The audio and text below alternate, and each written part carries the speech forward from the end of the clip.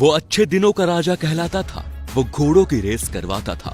उसकी अपनी cricket team थी और वो F1 की फर्राटा रेस कार भी दौड़ाता था। धन और ऐश्वर्य उसकी कनीजी कहलाती थी। उसकी पार्टियों में शराब की नदियां बहती थी। उसके साथ सुंदरियां ऐसी चिपकी रहती थी जैसे शहद से मधुमक्खी।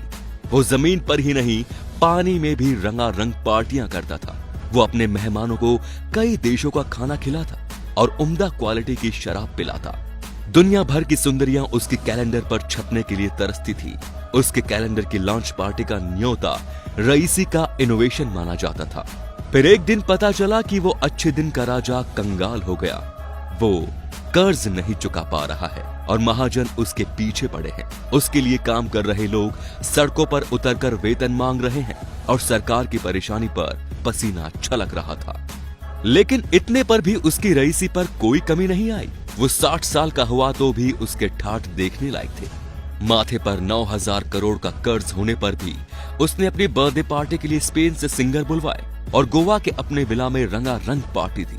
उसकी तस्वीर देखकर तब के रिजर्व बैंक के गवर्नर को भी कहना पड़ा था, जो करोड़ों का कर्जा लेकर ऐसी पार्टियां कर रहा हो, वो देश की जनता का मजाक बना रहा है। फिर एक दिन वो लापता हो गया और अपना सारा सामान समेटकर उसने कर्ज देने वाले बैंकों को बाय बाय बोल दिया।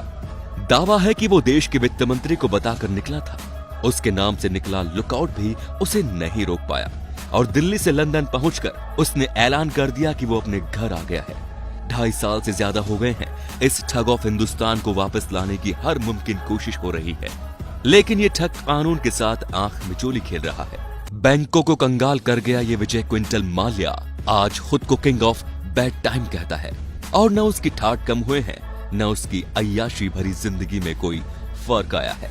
विजय माल्या खानदानी रईस था। हिंदुस्तान की सबसे बड़ी दारू बनाने की कंपनी किंगफिशर उसे बापोती में मिली थी, जिसे उसने और कामयाब बनाया। वो ठग कैसे बना और वो भारतीय बैंकों को चूना लगाकर भाग गया, ये समझने के लिए 13 साल पीछे जाना होगा। यूनाइटेड ब्रीवेज यानी यूबी ग्रुप के मालिक विजय माल्या ने 2005 में ऐलान किया कि वो एयरलाइन सेक्टर में उतरने वाले हैं। अपने बेटे सिद्धार्थ माल्या को उसके बर्थडे पर उसे नई कंपनी को गिफ्ट दिया। यूबी ग्रुप में उन दिनों स्प्रिट से लेकर केमिकल फर्टिलाइजर, न्यूज़पेपर और फिल्मी मैगजीन्स के बिजनेस थे। माल्या ने प्रीमियम ब्रांड की एयरलाइन कंपनी बनाई, जिसमें यात्रियों को नए तरह का एक्सपीरियंस देने का वादा किया। माल्या ने 70 हवाई जहाजों का बेड़ा बनाया और पेरिस से इंटरनेशनल शो में एक साथ 50 एयरबेस खरीदने का ऐलान किया। वो माल्या के अच्छे दिन थे और देश की अर्थव्यवस्था के भी अच्छे दिन थे। प्रयास लगाए जा रहे थे कि भारत चीन को भी पीछे छोड़ देगा। किंगफिशर में लगा पैसा कर्ज था, जिसे 17 बैंकों से लिया गया था। इस कर्ज पर ब्याज की रकम भी अच्छी खासी थी। खुद माल्या किंगफिशर एयरलाइंस से 33 करोड़ 46 लाख रुपए की सालाना सैलरी लेता था। कंपनी के दूसरे शाही खर्चे भी कम नहीं थे। 2008 और 2009 की मंदी में हालात बदलने लगे। मुनाफा घाटे में बदलने लगा और कंपनी कर्जदारों के ब्याज में भी नाकाम होने लगी। 2008 में पेट्रोल दाम के बढ़ने से कंपनी को 934 करोड़ का नुकसान हुआ, जिसके लिए ब्याज लिया गया। 2009 आते आते कर्ज 5,665 करोड़ हो गया, जो ब्याज के साथ 7,000 करोड़ को पार कर गया। इस ठग ने IDBI बैंक को चूना लगाया। उसने किंगफिशर के कर्मचारियों को सैलरी देने और ऑपरेशन जारी रखने के लिए 861 करोड़ का लोन मांगा। कंपनी के खजाने में कुछ नहीं बचा था। लोन असिस्ट से ज्यादा हो चुके थे। इसीलिए कर्ज लेने के लिए माल्या ने बैंक अफसरों को 16 करोड़ की रिश्वत दी। लोन के पैसे मिले तो माल्या ने उसे किंगफिशर में नहीं लगाए, बल्कि खोखा कंपनी की मदद से उसने ये पैसे यूरोप पहुंचा दिए, जहां इस पैसे से F1 रेस कराई गई। 2010 में माल्या राज्यसभा के सदस्य बनकर संसद पहुंच गए। उधर एयरलाइंस के कर्मचारियों ने सैलरी के लिए सड़कों पर उतरना शुरू कर दिया और सरकार के हाथ पैर फूलने लगे। कंपनी को बचाने के लिए सरकारी स्तर पर कोशिशें की गई। डॉक्टर मनमोहन सिंह ने ऐलान किया था कि सरकार एविएशन सेक्टर को टूटने नहीं देगी। 2011 में किंगफिशर एयरलाइंस लाइसेंस कैंसिल हो गया और कंपनी बंद हो गई। तब से कर्ज वसूली की प्रक्रिया चल रही है। माल्या भाग चुका है और बैंकों को किंगफिशर के सारे कर्ज एनपीए में डालने पड़े। कर्ज वसूली का आलम ये है कि माल्या ने किंगफिशर के जिस प्लांट को 4,000 करोड़ का बताकर लूट लिया, उससे बैंकों को एक पैसे की भी इनकम नहीं हुई। इस प्लांट की नीलामी के लिए 330 करोड़ की रिजर्व प्राइस रखी गई थी, लेकिन कोई स्वीकृति नहीं मिली। गोवा में माल्या का किंगफिशर विला 3 बार की नाकाम नीलामी में इस तरह 73 करोड़ रुपए में बिक गया। गोवा में ही किंगफिशर हाउस 5 दौर की नीलामी में भी नहीं बिका। इसे 150 करोड़ का बताकर कर्ज लिया गया है, लेकिन नीलामी में खरीदारों के लाले पड़ गए। किंगफिशर हाउस की रिजर्व कीमत 5 बार कम कर दी गई, लेकिन कोई खरीदार नहीं मिला। सरकारी एजेंसी का दावा है कि इस ठग की 9000 करोड़ से ज्यादा संपत्ति इसके कब्जे में है, लेकिन उन संपत्तियों की नीलामी करने की प्रक्रिया इतनी जटिल और कानूनी दांव-पेच इतने ज्यादा है कि बैंकों को कुछ मिलता हुआ दिख नहीं रहा। लंदन के वेस्टमिंस्टर कोर्ट में सुनवाई के लिए आने वाला माल्या हर बार इस तरह दिखता है, धुएं का छल्ले उड़ाता हुआ, बेफिक्रा, बेलवज। इस ठग ने बैंकों को अकेले चूना लगाया हो, ऐसा नहीं है। उसके साथ साथ ठग की एक पूरी टोली है जो कदम कदम पर उसके लिए रास्ता बनाती रही, उसकी मुश्किलें आसान करती रही।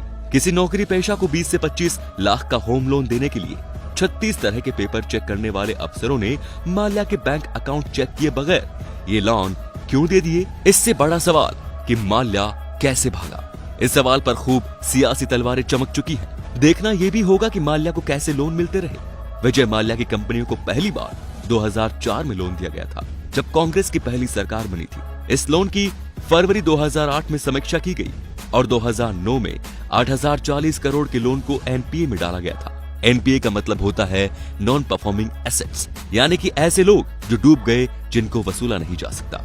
माल्या के खिलाफ चार्जशीट के मुताबिक आईडीबीआई के बैंक अफसरों को 16 करोड़ की रिश्वत देकर 861 करोड़ का लोन ले लिया। किंगफिशर ने आईडीबीआई से लोन लेने के लिए फर्जी दस्तावेज जमा किए थे, जिनको जांचा ही नहीं गया। 861 करोड़ के लोन को माल्या ने किंगफिशर में नहीं लगाया, बल्कि फर्जी कंपनियों के जरिए उसे यूरोप में ट्रांसफर कर दिया। 2010 में मनमोहन की सरकार ने माल्या के लोन को रिस्ट्रक्चर करके सहूलियत दी, पर माल्या ने एक पैसा नहीं चुकाया। लोन डिफॉल्ट केस में 3 मार्च 2016 को सुप्रीम कोर्ट में सुनवाई थी। 1 मार्च 2016 को माल्या संसद भवन में देखा गया। माल्या के खिलाफ लुकआउट नोटिस जारी था और सभी एयरपोर्ट सतर्क थे, लेकिन 3 मार्च 2016 को अटॉर्नी जनरल ने सुप्रीम कोर्ट को बताया कि माल्या एक दिन पहले ही देश छोड़कर भाग चुका है। विजय माल्या ने अपनी महिला मित्र के साथ जेट एयरवेज की लंदन जाने वाली फ्लाइट NW122 पकड़ी थी। कहा जाता है कि वो 55 सूटकेस के साथ लंदन गया था। 9000 करोड़ से ज्यादा कर्ज लेकर घी पी रहा विजय माल्या लुकआउट होने के बावजूद भी 55 सूटकेस लेकर लंदन कैसे भाग गया, ये भी कम हैरानी की बात नहीं। आज तक इस मामले में आधिकारिक जानकारी सामने नहीं आई, लेकिन इतनी जानकारी जरूर है कि माल्या ने अपने पावरफुल कॉन्टैक्ट के जरिए सिस्टम को जुगाड़ बना लिया, जिससे वो लंदन निकल गए। सीबीआई ने ब्यूरो ऑफ इमिग्रेशन को 16 अक्टूबर 2015 को लुकआउट नोटिस जारी किया। लुकआउट नोटिस जारी होने पर किसी भी इमिग्रेशन काउंटर पर पहुंचते ही पूछताछ और हिरासत हो सकती थी। लुकआउट नोटिस में बदलाव के बाद माल्या देश विदेश आता जाता रहा। लंदन भागने से पहले वो 2 बार विदेश गया, लेकिन 2 मार्च 2016 को देश छोड़कर गया, पर वो आज तक वापस नहीं आया। भारत भेजे जाने के डर से वो कई तरकीबें अपना चुका है। वो लंदन में महंगे वकील हायर करके मुकदमा लड़ रहा है। मुकदमा लड़ने के लिए भी वो ब्रिटेन की सरकार से ये कहकर पैसे लेता है कि उसकी संपत्ति सील है और उसे न्याय पाने के हक से बेदखल नहीं किया जा सकता। तो दोस्तों, क्या लगता है आपको कि माल्या को भारत से भगाने में तत्कालीन सरकार का हाथ था? क्या इस केस में राजनीतिक लोग भी लिप्त हैं? उनका नाम सामने न आए, उस वजह से क्या उसे देश से भगा दिया गया? इन सभी सवालों के जवाब आप हमारे कमेंट बॉक्स में लिख सकते हैं। हमें आपके जवाबों का इंतजार रहेगा और इस ठग की सच्चाई की वीडियो शेयर करके सबके सामने लेकर आएं। धन्यवाद।